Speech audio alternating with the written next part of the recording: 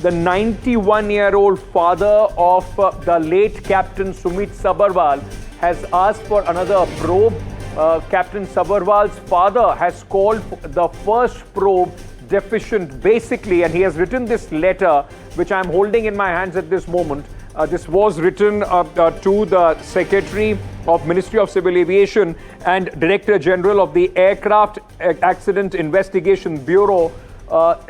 Basically, in fact, suggesting that there are aspersions which have been cast as far as son is concerned. The preliminary probe trying to in fact put the blame on his son, and he has also raised questions on why all these details have been leaked. My colleague Shiv Arur joins me with more details on this. Shiv, a 91-year-old father fighting for the honor of his son, Captain Sumit Sabharwal's father, has written this letter, and he has raised some very important points as far as this entire investigation is concerned and the way it has been conducted.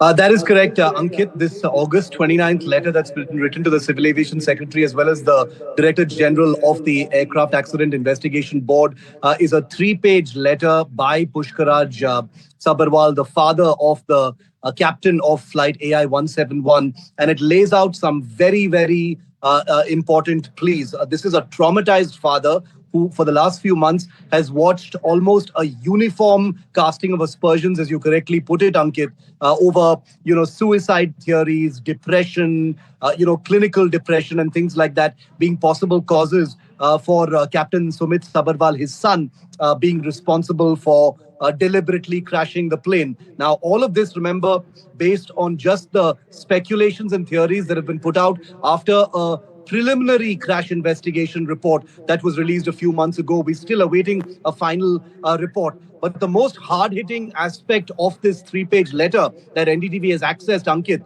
is that Pushkaraj Sabharwal, the 91-year-old father of the pilot, raises the information about the 737 MAX crashes that took place a few years ago, in which information was hidden, and the first instinct of various parties involved, including the aircraft manufacturer, was to cast aspersions on the pilots. So taking that example, which became one of the most scandalous chapters in aviation safety history, Pushkaraj Sabharwal, who was traumatized, those images of him crying over the body of his son have haunted people all over the country and all over the world, is saying it is his fundamental right and the fundamental right of his deceased son for a formal investigation to take place and for clarity to take place, because in the absence of that, people are only going to point a finger at him and make all kinds of aspersions. He says that it was 15 years ago that he underwent a divorce. His mother passed away 3 years ago. So how could those possibly be reasons, for depression or, in fact, for connecting it with a crash of this kind?